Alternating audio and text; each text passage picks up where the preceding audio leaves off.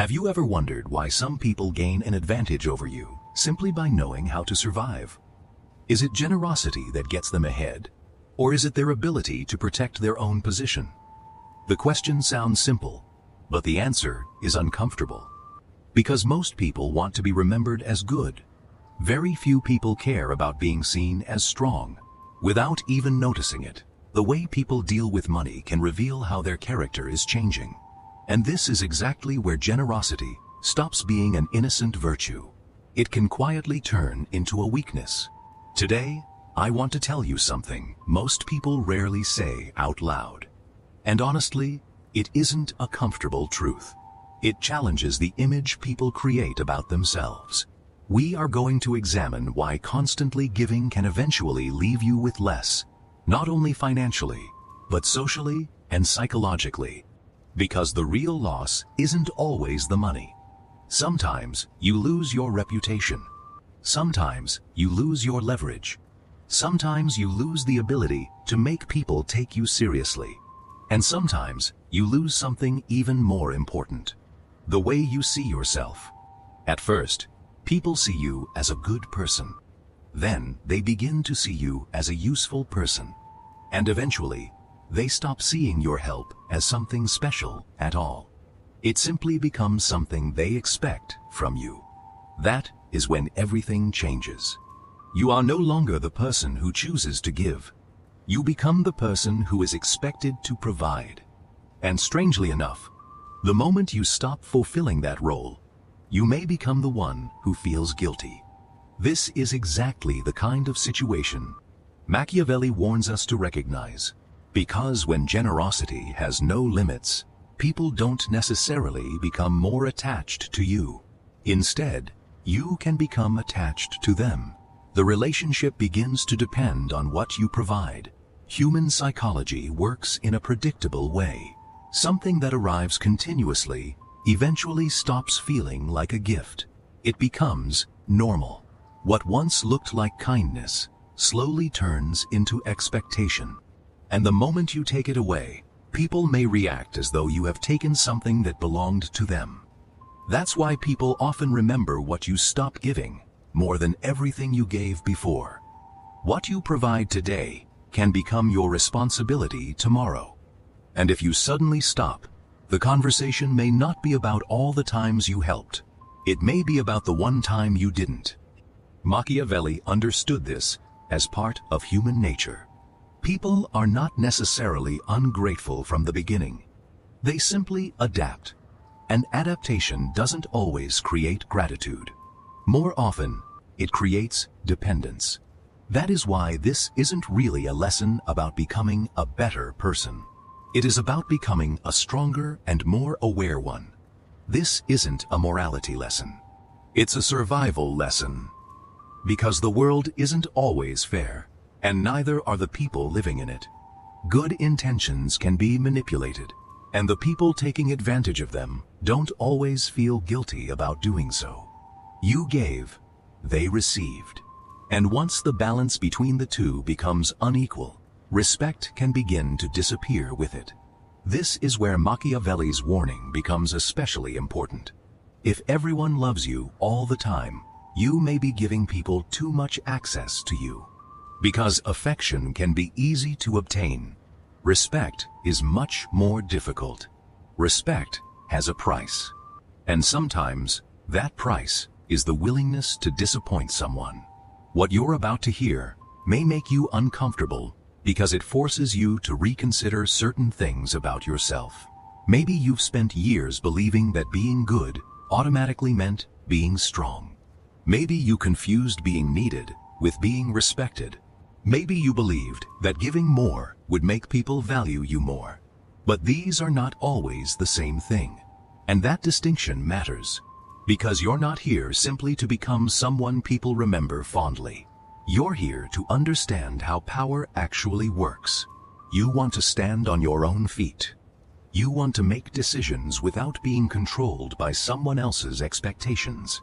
And in Machiavelli's harsh, sometimes uncomfortable view of human nature, standing strong sometimes means knowing exactly when to stop giving. Generosity isn't strength, when you can't control it. For Machiavelli, generosity isn't automatically a virtue. From a strategic perspective, it can actually become a serious mistake. We are taught to associate generosity with kindness, compassion, and good character. But emotionally admirable behavior isn't always strategically intelligent. At first, giving feels powerful.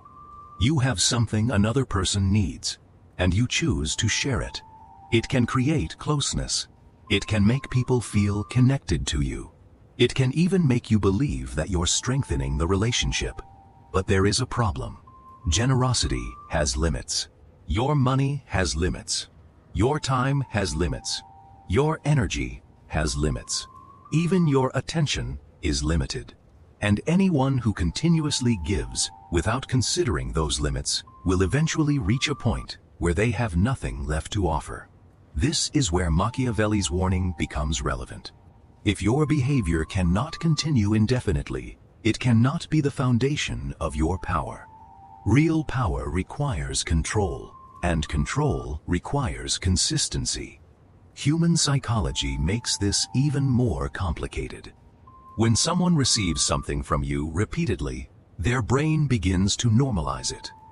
The first time, they may genuinely appreciate it. The second time, they still notice it. But after enough repetition, the emotional impact begins to disappear.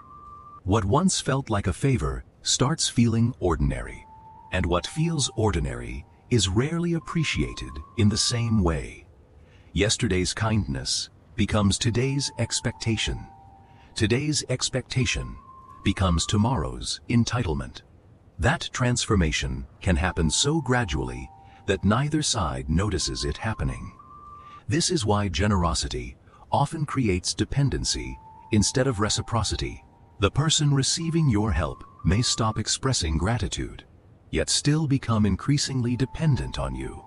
And when someone becomes dependent on a resource, they don't always respect the person controlling that resource. Sometimes they begin trying to control the source itself. Your generosity becomes their expectation.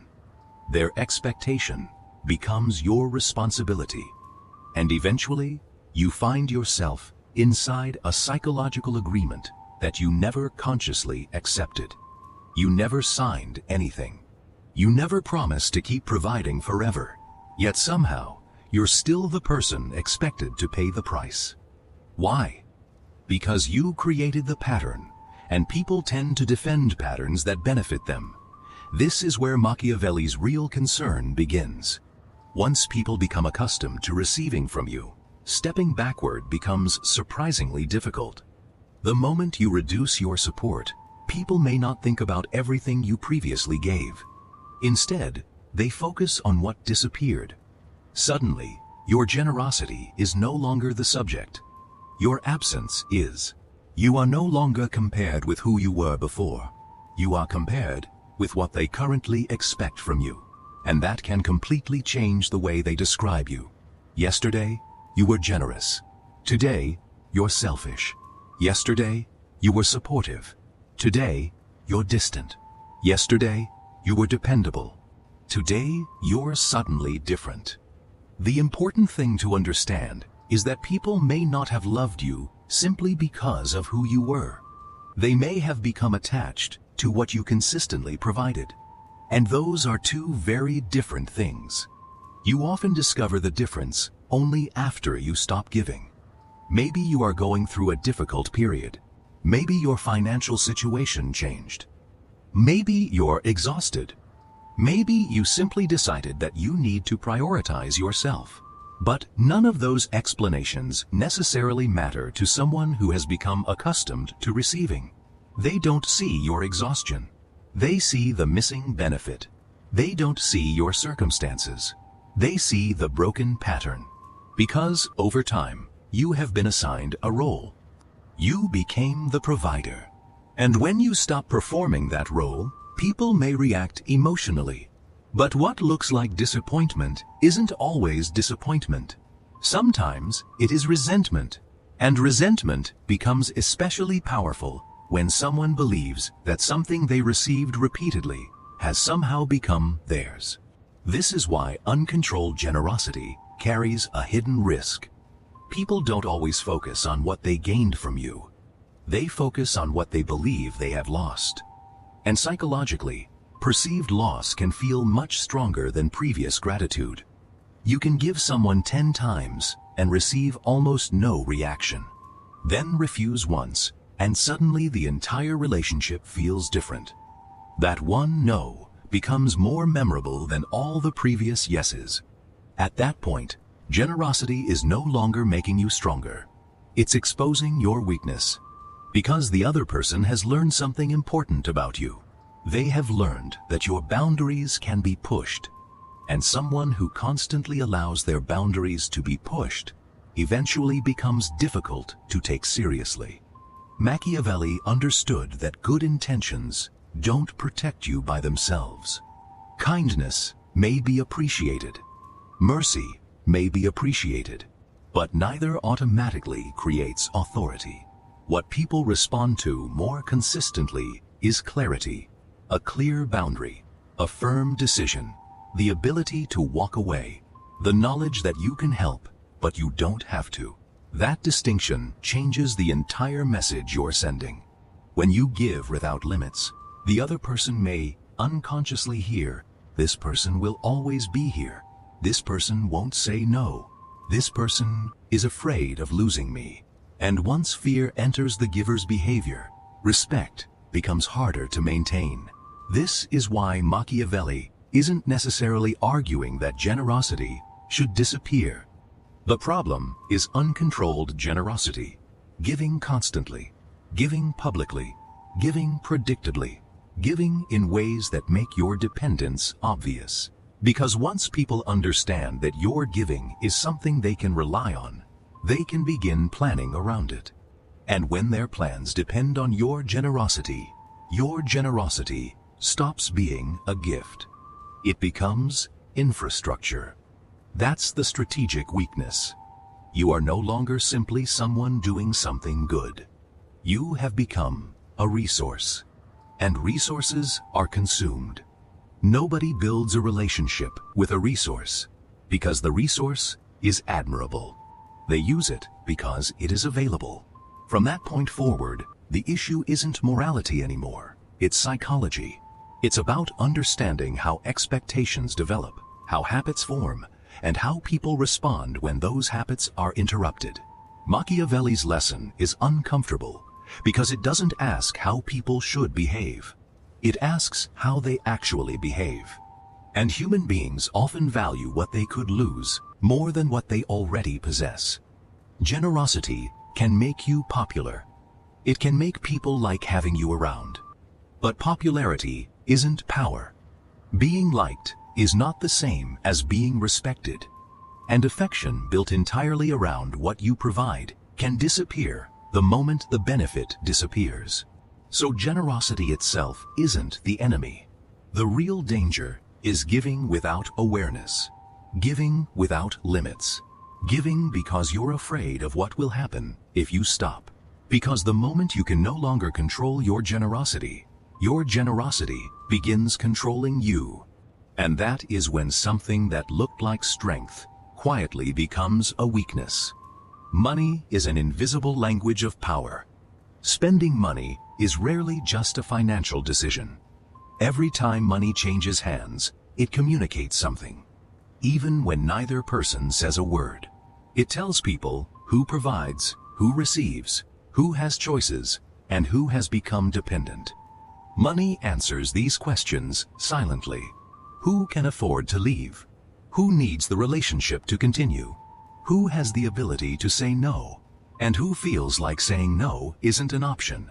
According to Machiavelli's way of thinking, real power doesn't usually need to announce itself. It doesn't have to constantly prove that it exists. It is understood through behavior. Money works in much the same way. The important question isn't simply how much you are willing to spend. It's whether you can stop spending when you decide to. That ability to stop is one of the clearest signs of independence. Someone who constantly pays, constantly helps, and constantly steps in may believe they're communicating generosity, but another message can be heard underneath it. I can't afford to lose this relationship. I can't walk away. I have to keep this person happy. That isn't a message of strength. It's a message of dependence. And people are surprisingly good at recognizing dependence. They may never consciously say, "This person is afraid of losing me," but their behavior can change once they sense it. The balance of power shifts. A person who knows you are afraid to walk away has less reason to negotiate fairly with you. Why? Because they know you'll probably stay. That is why independence matters so much. Machiavelli understood that people tend to take seriously those who can stand without relying completely on others. Someone who can survive alone has options. Someone with options is harder to control, and someone who is difficult to control is usually treated with more respect. But the person who constantly carries everyone else can eventually become trapped by that role. At first, being the one who pays feels powerful. You're the person who can solve the problem. You're the person who can step in. You're the person everyone calls when something goes wrong. But eventually, the role changes. You are no longer seen as someone who helps. You are seen as someone who is responsible. And responsibility that was never formally agreed upon can still become psychologically real. Once people become accustomed to you carrying the weight, they may stop asking whether you should be carrying it. They simply expect you to continue. This is where money becomes a language of power. Every financial decision tells the other person something about your position. But the message they receive may not be the one you intended to send. You may think you're saying, "I care about you." They may hear, "I will always take care of this." You may think you're saying, "I want to help." They may hear, "I have to help." And there is a huge difference between those two statements. A person who chooses has power. A person who feels obligated has less of it. That is one of Machiavelli's most important distinctions. Choice creates strength. Obligation creates vulnerability. So when generosity is misunderstood, it can actually make you appear weaker rather than kinder. People may admire your generosity initially, but once they discover that your generosity has no clear limit, they may begin testing that limit. And what people repeatedly test is eventually something they learn how to use. This is why spending money is never completely neutral. It can reveal social position. It can reveal dependence. It can reveal who has more freedom. And it can reveal who cannot afford to leave. If one person is constantly paying for everything, the relationship can slowly stop feeling equal. The financial imbalance creates a psychological imbalance. And once equality disappears, respect can begin disappearing with it. This isn't necessarily about morality. It's about human behavior. Machiavelli wasn't interested in people as they should ideally behave. He was interested in people as they actually behave when their interests are involved. And people tend to respond to power. They benefit from it. They seek it. They adjust themselves around it. But once a source of power becomes permanent, people stop noticing it. That's exactly what can happen with money. If your financial support is always there, people eventually stop experiencing it as support. It becomes part of the environment. Like electricity, you only notice it when the power goes out. The same thing happens when financial support suddenly disappears. The reaction can be surprisingly strong. People may not ask why the money stopped. They may ask why you changed. They may not think about everything you previously provided. They may focus entirely on the benefit that is no longer available. And suddenly, you're the person being blamed for breaking the arrangement. This is the strange psychology of giving. The person who creates the habit can eventually become the person punished for ending it. That's why true financial power isn't simply the ability to help someone. It's the ability to help without becoming dependent on their dependence.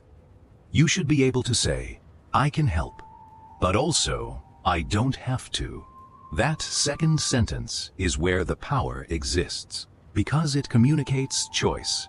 A person with choices is independent. An independent person doesn't need to be controlled by someone else's reaction. And someone who doesn't need to be controlled is much harder to manipulate. This is why generosity without boundaries can turn into a trap. You become necessary. But being necessary isn't always the same as being respected. Sometimes it simply makes you convenient. And there is a major difference between being valued and being convenient. Money can make you extremely useful. But usefulness alone doesn't create loyalty. The moment the resource disappears, the relationship is tested. So don't ask only how much you're giving. Ask yourself what you're giving is communicating. Are you showing that you have enough to share? Or are you showing that you're afraid to stop? Are you helping because you choose to, or because you believe you have no other option? The answer matters, because money is an invisible language. Everyone may pretend not to hear it, but everyone understands it. And the person who can stop speaking that language whenever they choose is the person who still controls the conversation. The person who adapts may not be loyal.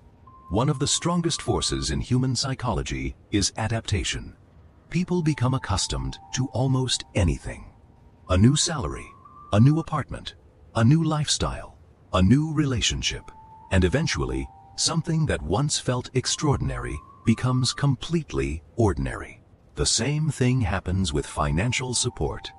When you give someone something occasionally, it can feel like generosity. When you give it constantly, their brain begins to categorize it as normal. And once something becomes normal, people stop experiencing the same emotional response to it. This creates one of the biggest misunderstandings about generosity. The giver thinks, they appreciate everything I do. But the receiver may simply think, this is how things work. That difference matters, because habit isn't loyalty. Comfort isn't loyalty. Dependency isn't loyalty. A person can become extremely attached to a situation without being deeply attached to the person creating it. And that's where many people become confused. They assume, if they need me, they must value me. Not necessarily. They may value what you provide. Those are not the same thing. Think about something you received for free. At first, you probably noticed it. You appreciated it. But if it kept arriving every week without effort, eventually you would stop thinking about the cost behind it. That's human nature.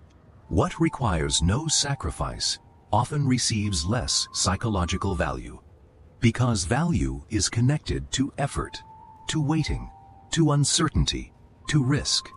When someone has to work for something, their brain gives it more meaning. When something simply appears, it can become invisible. This is why constantly giving can have the opposite effect from what you intended. You think you're demonstrating how much you care, but the other person can slowly stop noticing the sacrifice. You become less of a person and more of a function. The person who pays, the person who fixes, the person who sends money, the person who always says yes. And once someone becomes a function in another person's life, loyalty becomes complicated. People don't usually feel emotional attachment to functions. They rely on them. As long as the function continues, everything seems fine. But when it stops, the reaction can be immediate. This is why some people seem loyal until circumstances change. They weren't necessarily loyal to you. They were loyal to the stability you provided. Machiavelli's understanding of human nature forces us to separate these two ideas. People often align themselves with whatever serves their interests. That doesn't automatically make them evil. It makes them human. But when their interests change, their behavior can change too. And this is precisely why you should never build your entire sense of security around someone else's dependence on you. Because dependency can disappear. Circumstances change. People find alternatives, needs change, and when the benefit disappears, you may finally discover what the relationship was actually built on. The human mind also reacts strongly to loss. Something you have can become almost invisible, but something you no longer have suddenly becomes extremely important. This is why people may complain more about what you stopped doing than appreciate everything you previously did. The absence becomes louder than the history. You could help someone for years, then stop 1 month. And somehow, that 1 month becomes the subject of the entire argument. They may say, "You've changed. You don't care anymore. You used to help." Notice what's missing from that conversation. The years of giving, they have become background information.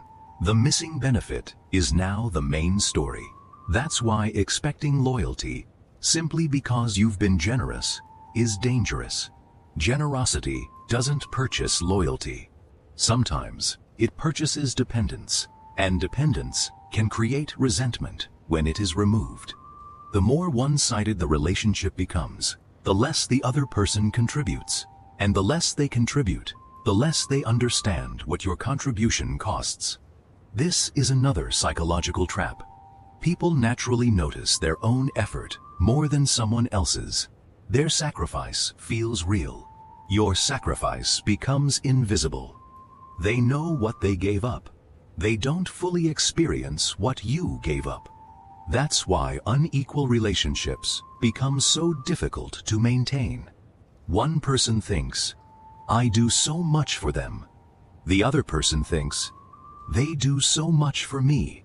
Both can feel justified, but the relationship isn't balanced, and an unbalanced relationship cannot reliably produce mutual loyalty.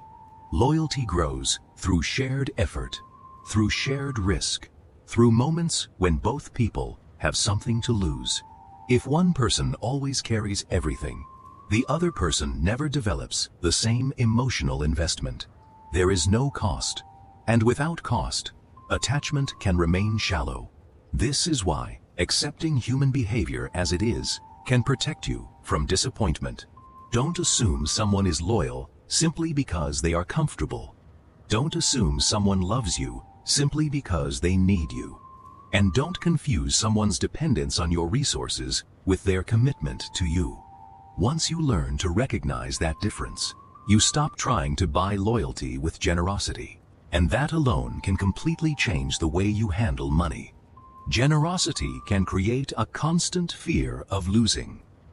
From the outside, generosity looks comforting. It can make you feel useful.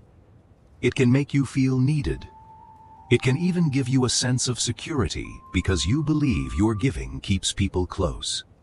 But underneath that comfort, another emotion can grow. Fear.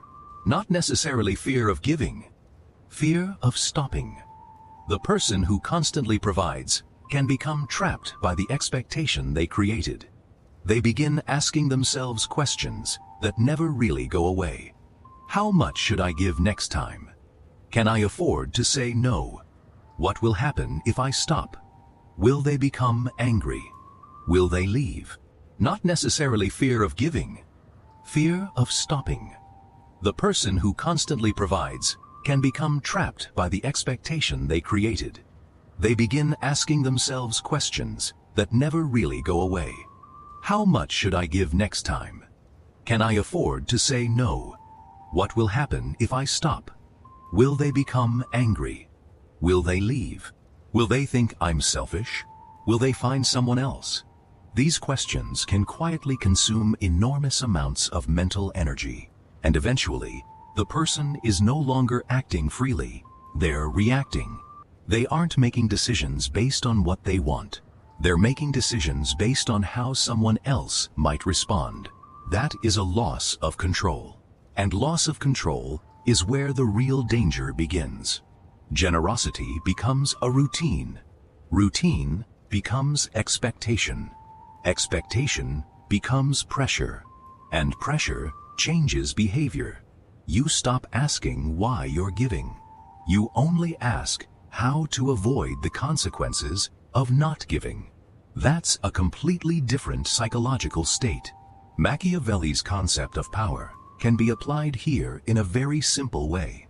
Power isn't only about controlling external circumstances. It's also about maintaining control over yourself. If fear determines your decisions, then fear has more influence over you than your own judgment. And the person who can trigger that fear has gained leverage. The constant giver often doesn't realize this. They tell themselves a positive story. I'm sacrificing for someone I care about. I'm keeping the relationship together. I'm doing what a good person should do. But underneath those explanations, there may be another emotion. Fear of losing. Fear of being rejected. Fear of becoming unnecessary.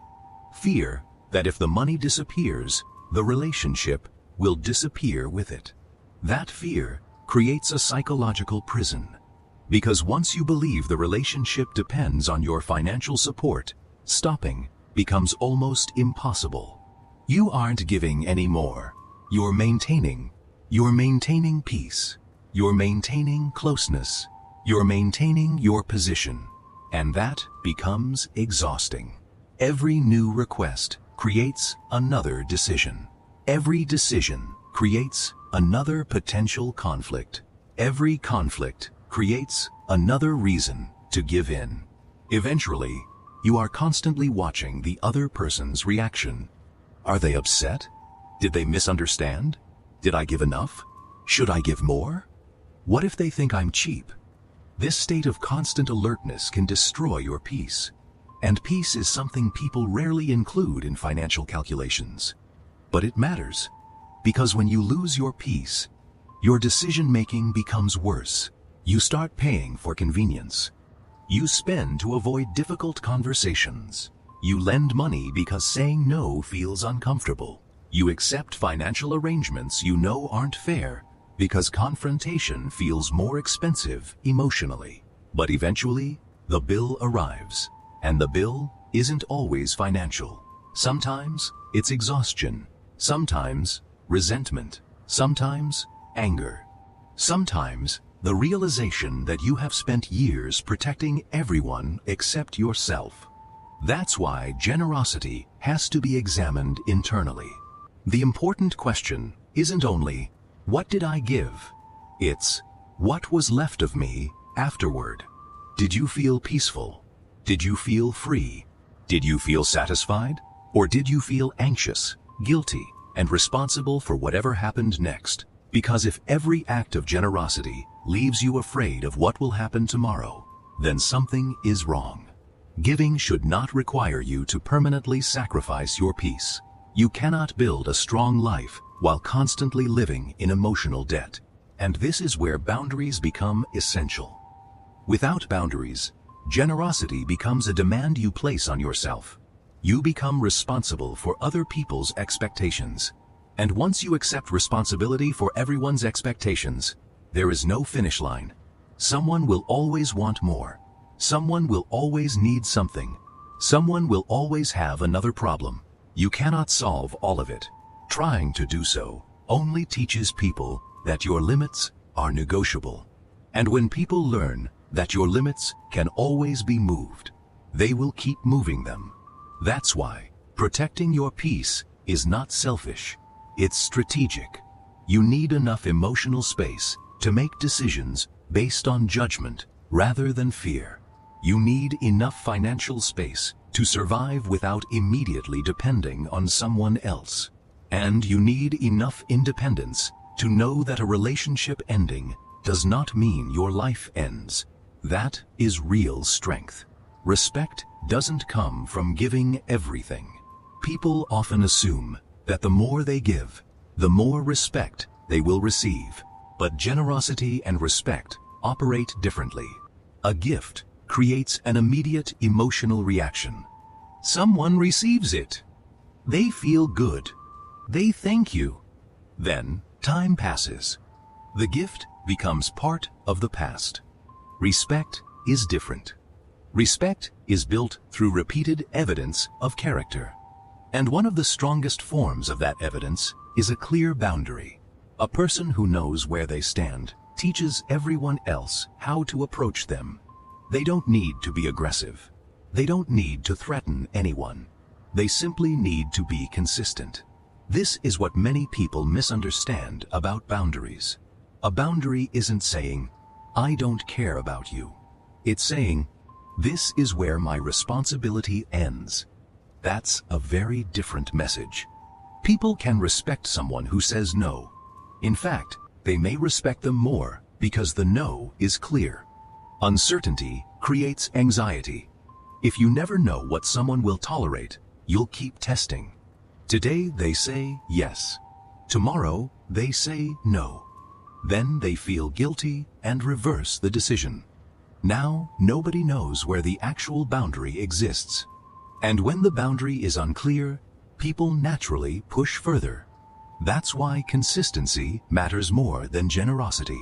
A person who gives a small amount consistently can be more predictable than someone who gives everything one day and nothing the next. Consistency tells people what to expect, and knowing what to expect creates stability. Stability creates trust. Trust creates respect. This is why saying no can actually strengthen certain relationships. Not because no is inherently powerful, because a clear no reveals that your decisions have structure. You're not reacting to pressure. You're following a principle. And people can understand principles. They may not like them, but they understand them. Of course, boundaries have a cost. Sometimes people will leave. Sometimes they will accuse you of changing. Sometimes they'll call you selfish. Sometimes they will remind you of every time you helped them before. You have to be prepared for that, because a boundary only becomes real when you're willing to accept the consequences of enforcing it. If you're only willing to say no when everyone agrees with you, then you're not really independent. You're waiting for permission.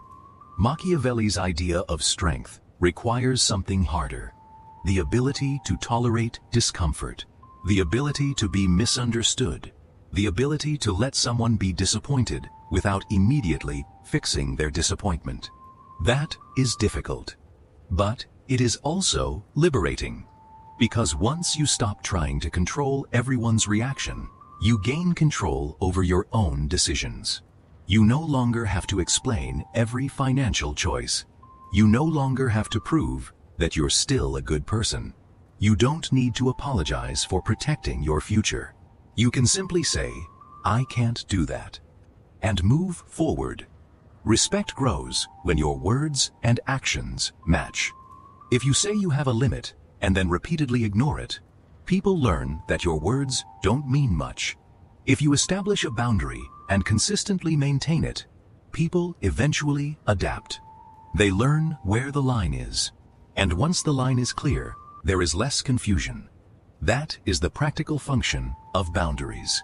They create order. And where there is order, there is less uncertainty. Less uncertainty means less emotional chaos. And less chaos makes relationships easier to manage. So, if you want to be respected, don't focus only on becoming more generous. Focus on becoming more consistent. Know what you can give. Know what you cannot give. Know what you're willing to tolerate. And know when you're prepared to walk away. You don't need everyone to love you. You need to know that you won't abandon yourself just to keep them. The smartest generosity is often the quietest.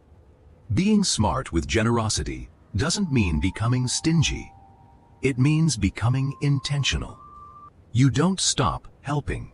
You stop helping automatically. You decide who you want to help. You decide when you want to help. You decide how much you can afford to give. And you stop treating generosity like an obligation. This distinction matters because visible generosity creates expectations. Once people know that you always pay, they expect you to pay. Once people know you always rescue them, they expect you to rescue them. Once everyone knows you are the person who never says no, your future no becomes a problem. That is why quiet generosity can be healthier. You don't announce every favor. You don't need applause. You don't keep reminding people what you did. And you don't use your generosity as evidence that someone owes you loyalty. You simply help because you chose to. There is enormous freedom in that, because when you don't need recognition, you also don't need repayment. You can give without keeping score. You can support someone without turning the support into a psychological debt. And you can walk away without feeling cheated. But quiet generosity still requires limits. Helping secretly doesn't mean helping endlessly. You need to know what you can afford. This is where financial discipline matters. Imagine you decide that you can comfortably spend a certain amount each month helping family or friends. That amount doesn't threaten your rent. It doesn't destroy your emergency savings. It doesn't force you to sell investments. It doesn't create debt. It simply comes from money you can responsibly spare. Now generosity becomes sustainable. You're helping from surplus rather than sacrificing your foundation. That is a completely different position. You aren't saying, I will destroy my own stability to save you. You're saying, I have enough room to help you without destroying myself. That's strength. Because the purpose of money isn't only to make you generous, it's to give you options. And if helping someone destroys all your options, then the help may have become too expensive. Another advantage of quiet generosity is that it prevents your identity from becoming attached to giving. You aren't the person who always pays. You're simply a person who sometimes chooses to help. That distinction gives you freedom. You can help today and say no tomorrow. You can contribute this month and not contribute next month. Your identity doesn't collapse because your behavior changes. Machiavelli's broader lesson is that power often exists behind the scenes. The strongest move isn't always the most visible one. Sometimes the most effective decision is the one nobody notices. And generosity can work the same way. You don't need everyone to know what you sacrificed. You don't need your kindness to become part of your reputation. In fact, once your generosity becomes part of your reputation, it can become a role you are expected to perform. And roles create pressure. If people know you as the generous one, every future decision is judged against that identity. You aren't simply making a financial decision anymore. You're trying to protect an image. And protecting an image can become very expensive. That's why your generosity should belong to you. Not to your reputation. Not to someone else's expectations. Not to your need for approval. To you. You should know what you gave. Other people don't need to know everything. That information gap protects your freedom. You retain control because you understand your own limits. And when people don't know exactly how much you're willing to sacrifice, they can't automatically plan their lives around your sacrifice. That keeps the relationship healthier. Smart generosity can also happen gradually. You don't need to solve every problem with one huge payment. Sometimes, small, targeted support is more useful. It solves the immediate problem without creating a permanent expectation. This is especially important when helping someone financially. The goal shouldn't always be to remove every obstacle from their life.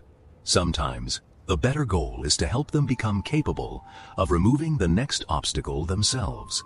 That is the difference between support and dependency. One creates independence. The other can create permanent reliance. And if your help makes someone less capable of standing without you, you should at least question whether the help is actually helping. When you try to please everyone, you lose your position. One of the harshest lessons in Machiavelli's thinking is that trying to satisfy everyone can eventually make you valuable to no one. That sounds contradictory. But think about it. If you are always available to everyone, you become less available to yourself. If you constantly adapt to everyone else's needs, your own priorities disappear. If you always say yes, your yes loses meaning. People cannot know what your decisions are worth if you never have a limit. This isn't an argument for being difficult. It's an argument for having a position. A clear position. Because clarity creates confidence. And confidence creates respect. People don't necessarily trust someone who says yes to everything. Sometimes they trust the person who says, "No, I can't do that," because at least they know where that person stands. Unclear people are difficult to predict, and unpredictability creates uncertainty. If someone says yes today, but might completely reverse themselves tomorrow, you don't know what to expect. But someone with clear boundaries becomes predictable, and predictability is powerful. You know what they will accept. You know what they won't accept. You know what they value, and you know what they are willing to walk away from. That makes their decisions credible. The same principle applies to money.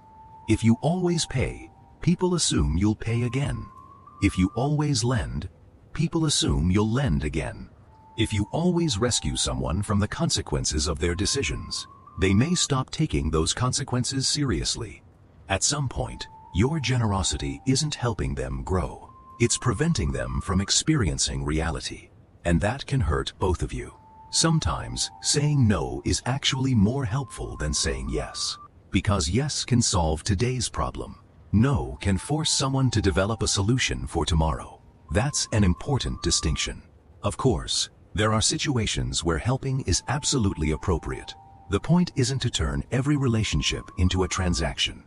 It's to recognize that unlimited assistance can produce unhealthy incentives. If someone knows there will always be a financial safety net underneath their decisions, they may take risks they wouldn't otherwise take. If you constantly clean up the consequences, they never learn how to manage the cause. And eventually, you become exhausted while they remain dependent. That's not a sustainable relationship. So, if you want to protect your financial power, learn to manage your generosity. Know when to give, know when to wait, know when to stop, and know what information you don't need to share. This isn't selfishness, it's self-respect. Because people learn how to treat you, partly by watching how you treat yourself. If you never protect your own time, why would they assume your time matters? If you never protect your money, why would they assume your money has limits? If you never defend your boundaries, why would they believe your boundaries are real? You teach people what access to you looks like. And once that pattern becomes established, changing it becomes difficult. That's why boundaries should be established before resentment appears. Don't wait until you're furious. Don't wait until your savings are gone. Don't wait until you secretly hate the person you're helping. Set the limit earlier. It is much easier to maintain a healthy boundary than to rebuild a relationship after years of hidden resentment. Not every giver loses, but the giver who has no control eventually pays a price. Because uncontrolled generosity is simply another form of losing control. And losing control is the opposite of financial strength. Strength is measured behavior. Strength is knowing when enough is enough. Strength is being able to help without destroying your own position. And strength is being able to disappoint someone without abandoning yourself. The hardest truth: your worth is not your usefulness. Everything we've discussed eventually leads to one uncomfortable question. What if you stopped being useful? Would people still want you around? Would the relationship survive? Would you still feel valuable?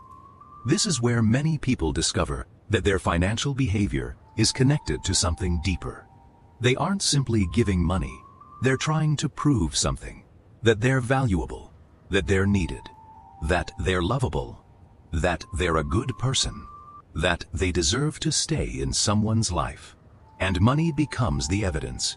But that's a dangerous foundation, because your worth cannot depend on what you provide. You are not valuable because you pay the bill. You're not valuable because you solve everyone's problems. You're not valuable because you can rescue someone financially.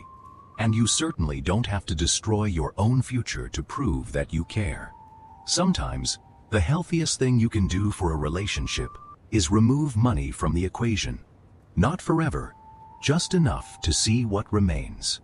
Do you still talk? Do you still enjoy each other's company? Do you still respect each other? Do you still support each other emotionally?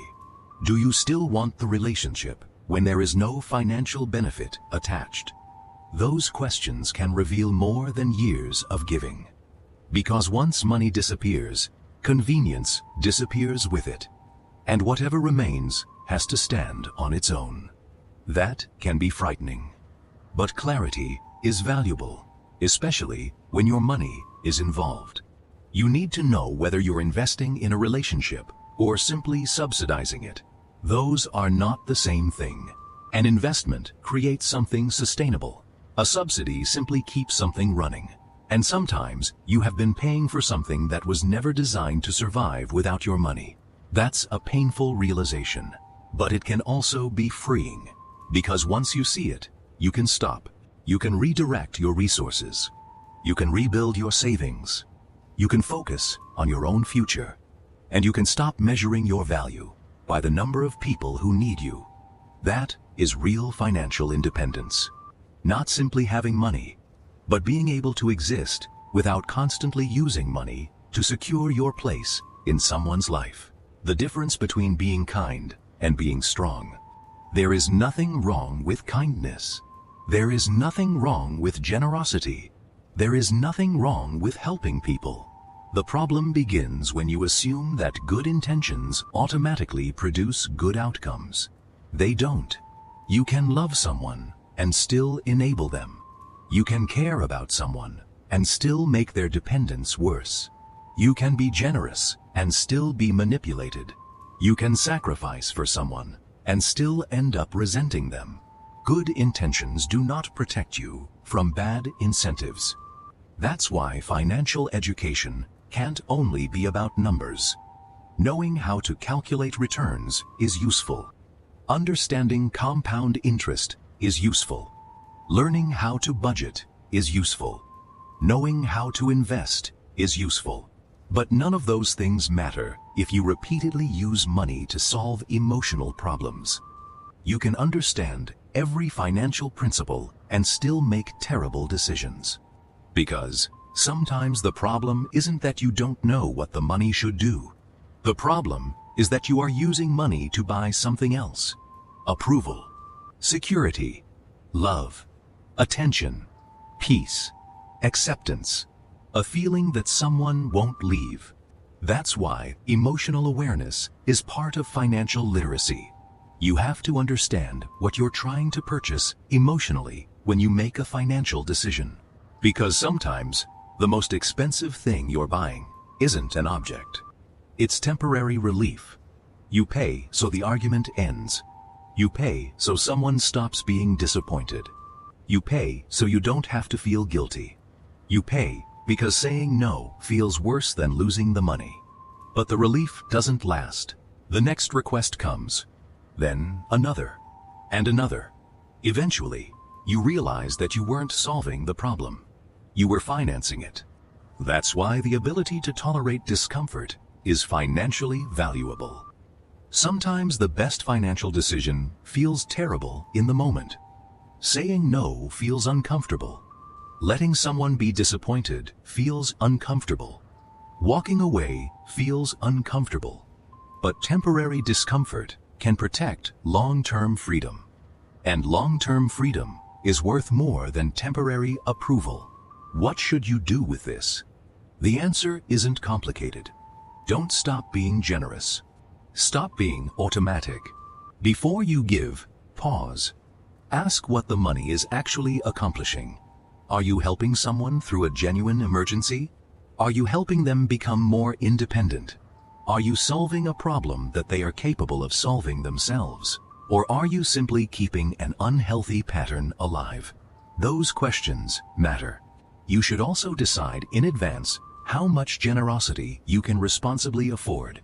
Create a number, a limit, an amount that doesn't threaten your own financial foundation. That way, every request doesn't become an emotional negotiation. You already know your boundary. If someone asks for more, you don't need a dramatic explanation. You can simply say, "That isn't something I can responsibly do." That's enough. You don't have to prove that you care. You don't have to list everything you've already given. You don't have to defend your entire financial life. A boundary doesn't need a courtroom argument. It needs consistency, and then watch what happens. Healthy people may be disappointed. They may not like your decision, but they can eventually respect it. Entitled people often react differently. They may accuse you of changing. They may remind you of your previous generosity. They may make you feel guilty. They may act as though your money was something they were entitled to. Don't immediately argue. Observe. Their reaction gives you information, not necessarily about whether they're a bad person, but about how they understood the relationship. Sometimes you don't understand what a relationship is until you change the benefit that relationship receives from you. And that's why boundaries are so revealing. They expose the structure underneath the relationship. Your money should serve your future. There is one final principle I want you to remember. Your money represents your time. Every hour you work is exchanged for some amount of financial value.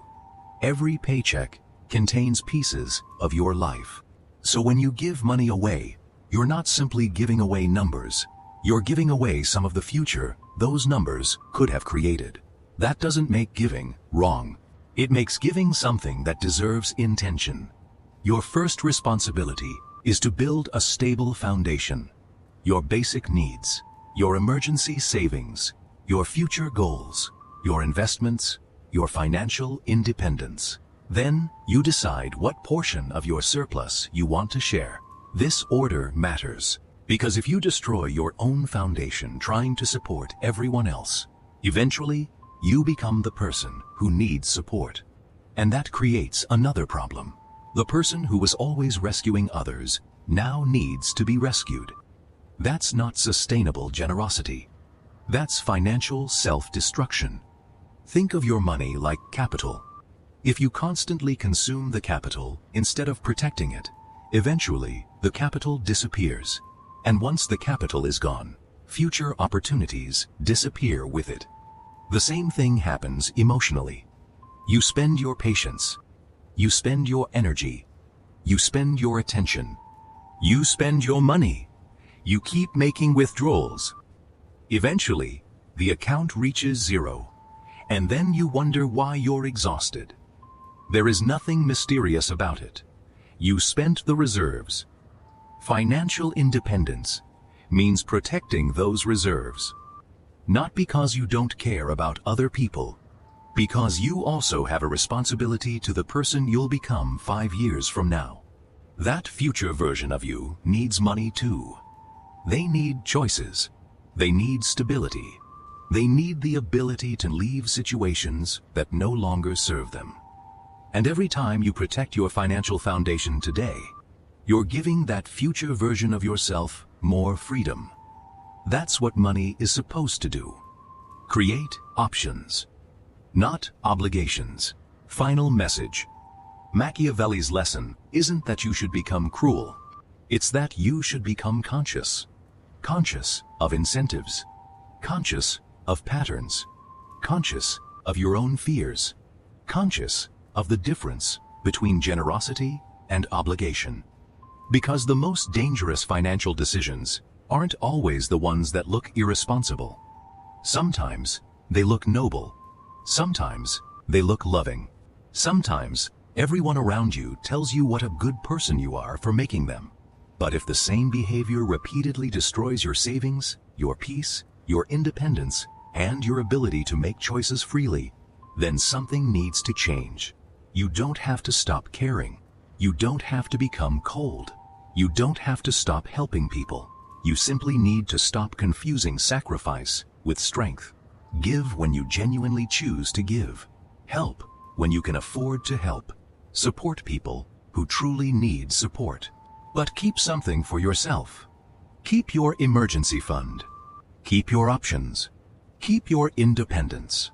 Keep the ability to walk away. Because real financial power isn't the ability to give everything you have. It's the ability to decide what you will give, what you won't give, and why. People may forget what you paid for. They may forget the favors. They may forget the sacrifices. But they will remember your boundaries. And, more importantly, you will remember them. Every time you protect your financial position, you're reinforcing something inside yourself. You're telling yourself, my future matters. My money has a purpose. My time matters. My peace matters. My choices matter. That is when financial independence becomes more than a number in your bank account. It becomes self-respect. So the next time someone asks you for money, don't immediately ask, can I afford to give this? Ask something even more important first. Do I actually want to? If the answer is no, don't turn that answer into a moral crisis. You are allowed to say no. You are allowed to keep your money. You are allowed to protect your future. You are allowed to disappoint someone. You are allowed to care about people without becoming financially responsible for them. Generosity should come from freedom, not fear, not guilt, not the need to remain useful, and definitely not from the belief that people will only love you if you continue providing something. The goal isn't to become less human. The goal is to become harder to control. That's the difference. Once you understand that, money starts looking different. It isn't only something you earn. It isn't only something you spend. It becomes a reflection of your decisions, your boundaries, your priorities, your independence, and ultimately, your power. So remember this. Don't measure your generosity by how much you're willing to sacrifice. Measure it by whether you can give without losing yourself. Because giving is a choice. Being unable to stop is not. And if you're serious about building financial independence, that distinction may be one of the most important financial lessons you ever learn. I'm Ilay, and this is Capital Theory. Here, we don't just talk about what to do with your money. We talk about the psychology behind why you make the decisions you make. Because sometimes, the biggest financial breakthrough isn't learning how to make more money. It's learning what you should finally stop paying for.